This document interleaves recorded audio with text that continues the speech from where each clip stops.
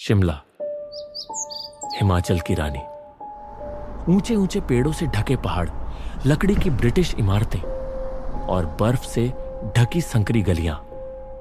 हर साल लाखों पर्यटक इस हिल स्टेशन की ठंडक, सुकून और सुंदरता का लुत्फ उठाने आते हैं। लेकिन इस खूबसूरत शहर का एक और रूप है जो बेहद डरावना और रूह कपा देने वाला है। और आज हमारे चैनल पर हम एक ऐसा ही रहस्य लेकर आए हैं जिसका नाम सुनते ही शिमला के स्थानीय लोगों तक की आत्मा कांप उठती है। और उस स्थान का नाम है चुड़ैल बावड़ी। हाँ, चुड़ैल बावड़ी।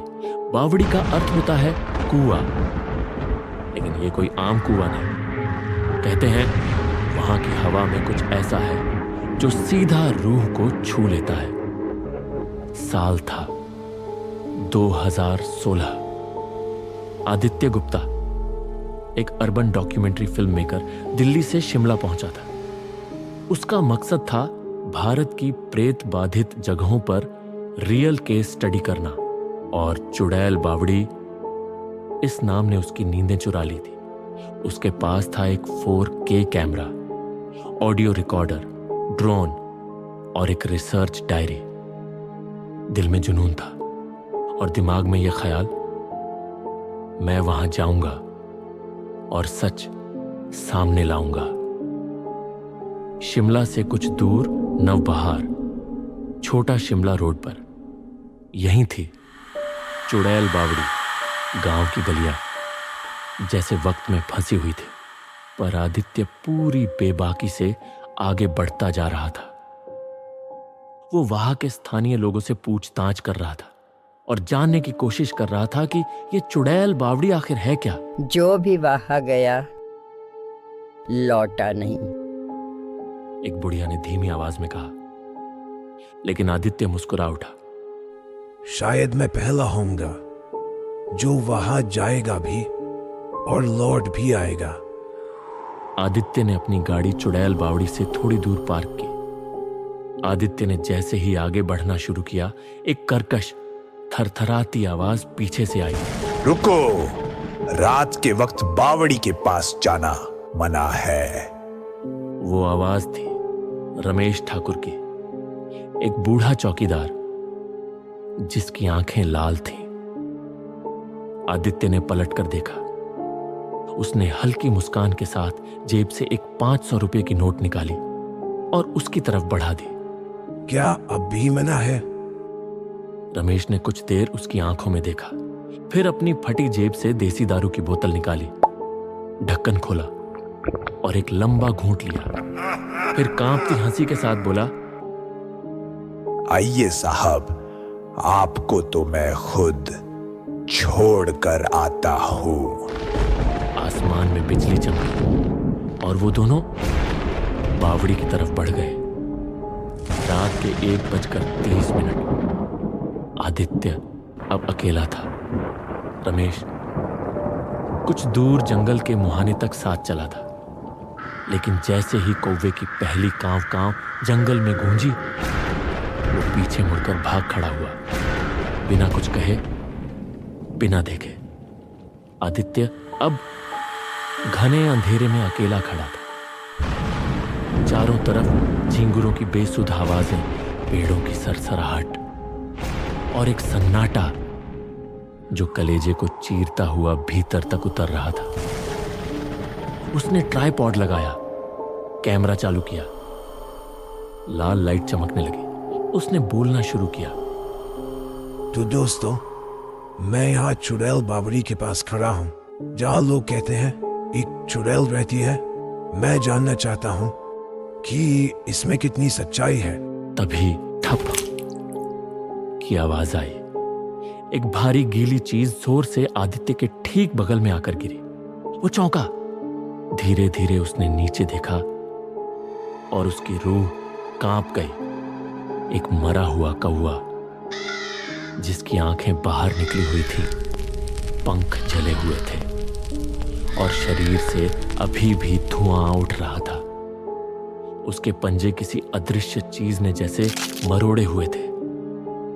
मानो मरते वक्त उसने किसी से जिंदगी की भीख मांगी हो। उस कौवे के मुंह से एक धीमी सूखी सी आखिरी आवाज निकली और फिर सब शांत, एकदम खौफनाक सन्नाटा। अचानक आदित्य के कैमरे की स्क्रीन पर एक डिस्टरबेंस आया। कैमरे का लेंस धुंधला हो गया और हवा में एक अजीब गंध फैली, जले हुए बालों की, गीली मिट्टी की और सड़े हुए मांस की। फिर कैमरे में एक धुंधली आकृति उभरी, एक औरत सफेद साड़ी में, गर्दन एक तरफ झुकी हुई, बाल चेहरे पर बिखरे हुए, आंखें जैसे कांच के पीछे छिपी हों। आदित्य चीखा, कैमरा उसके हाथ से गिर गया और फिर एक धीमी मगर कांपती हुई आवाज आई, तो आया क्यों? आदित्य ने मुड़कर देखा, कोई नहीं था, लेकिन कैमरे में दो परछाइयां दर्ज हो चुकी थी। एक आदित्य की और दूसरी उस औरत की जिसकी आंखें अब भी कैमरे के अंदर उसे घूर रही थी। आदित्य के पैरों के नीचे से जमीन जैसे खिसक गई। वो सांस लेना भूल गया था। उसकी आंखें फटी की फटी रह गई और दिल की धड़कनें इतनी तेज थीं कि सीने से बाहर आती जान पड़ती थी। यह आवाज अब भी उसके कानों में गूंज रही थी। आदित्य घबरा गया। उसने बिना एक पल गवाए अपना कैमरा, ट्राइपॉड, माइक सब वहीं छोड़ दिया और उल्टे पांव जंगल से भागा। वो झाड़ियों से टकराया, कांटों से लहूलुहान हुआ, लेकिन भागता रहा, सिर्फ भागता रहा। उसने जेब से कांपते हाथों से कार की चाबी निकाली और जैसे तैसे अपनी कार में बैठा। उसके हाथ बुरी तरह कांप रहे थे। गाड़ी स्टार्ट हुई। उसने क्लच दबाया, एक्सीलरेटर पर पैर रखा और गाड़ी पूरी ताकत से आगे बढ़ा दी। लेकिन तभी सड़क पर एक मोड़ आया और गाड़ी की रफ्तार धीमी होने लगी। ब्रेक नहीं मारे थे, फिर भी गाड़ी धीरे धीरे रेंगने लगी और लगभग रुक गई। और फिर धक धक खिड़की के शीशे पर दस्तक हुई। आदित्य ने धीरे से सिर घुमाकर देखा। वो खड़ी थी, वो चुड़ैल, लंबी, झुकी हुई। उसके चेहरे पर घने बाल लटक रहे थे। उसने होंठ हिलाए। क्या तुम मुझे भी ले चलोगे या फिर मैं तुम्हें ले जाऊं? और फिर वो हंसी, ऐसी हंसी जैसे किसी ने लोहे की सलाखों पर नाखून रगड़े हो। ऐसी हंसी जो सीधे रीढ़ की हड्डी में चुभती है। आदित्य ने हड़बड़ाते हुए गियर बदला और एक्सीलरेटर पर पूरी ताकत से पैर मारा। गाड़ी चीखती हुई आगे बढ़ी, लेकिन तभी रियर व्यू मिरर में कुछ हलचल हुई। आदित्य की नजर शीशे से पीछे गई। वो अब पीछे की सीट पर बैठी थी और हाथों की उंगलियां सीट के कपड़े को धीरे धीरे नोच रही थी। धीरे धीरे उसने गर्दन उठाई। अब तो तू मेरा है, हमेशा के लिए। डर और सदमे से उसके होशो हवास खो चुके थे। उसका हाथ स्टीयरिंग से फिसल गया। गाड़ी अचानक एक मोड़ पर तेजी से घूमी और पेड़ से जा टकराई। धड़ाम! सब कुछ एक सेकंड में खत्म हो गया। अगले दिन गांव के कुछ लोग जंगल से आते धुएं को देखकर वहां पहुंचे। सड़क किनारे टूटी हुई कार मिली। दरवाजा खुला था, अंदर कोई नहीं। सीट पर सिर्फ एक चीज पड़ी थी, आदित्य की रिसर्च डायरी। उसमें आखिरी पंक्ति खून से लिखी थी, मैंने उसे देख लिया है, अब वो मुझे नहीं छोड़ेगी। पुलिस को बुलाया गया। बावड़ी के पास से एक कैमरा और एक ट्राइपॉड मिला, लेकिन आदित्य कभी नहीं मिला। जब पुलिस ने कैमरा चेक किया, मिट्टी में सना हुआ, टूटा हुआ, तो वीडियो फुटेज में एक और चेहरा दिखा। वो था रमेश ठाकुर, वही बूढ़ा चौकीदार। जब पुलिस रमेश के घर पहुंची, वो दीवार पर सिर पटक रहा था। उसने मुझे बुलाया, अब वो आएगी, आएगी, आएगी। उसे मानसिक अस्पताल में भर्ती कराया गया। अब चलते हैं उस वक्त में जब इस कहानी की शुरुआत हुई। यह बात 19वीं सदी की है।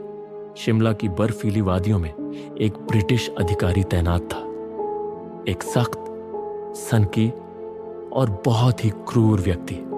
उसकी पत्नी एक विदेशी स्त्री जिसकी सुंदरता बेमिसाल थी, लेकिन हृदय में गहरी तन्हाई बसती थी।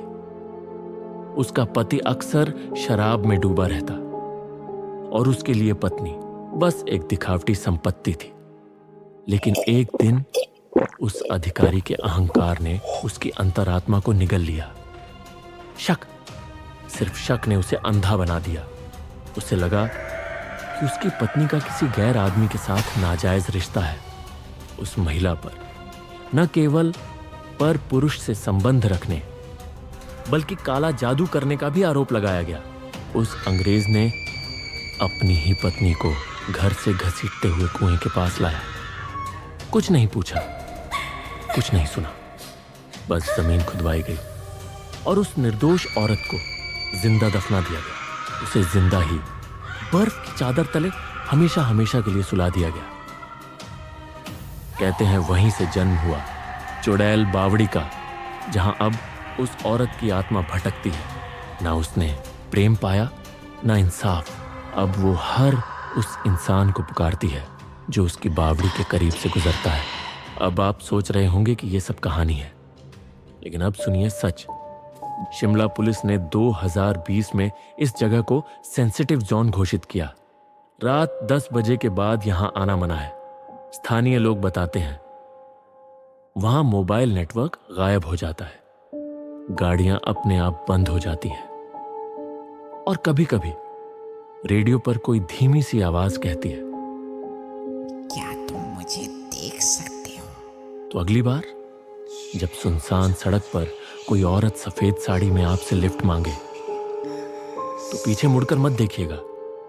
शायद वो वही चुड़ैल हो जो आज भी हर रात अपना शिकार ढूंढने निकलती है। कहानी पसंद आई हो तो वीडियो को लाइक और चैनल को सब्सक्राइब जरूर करें। मिलते हैं अगले वीडियो में एक नई सच्ची खौफनाक कहानी के साथ।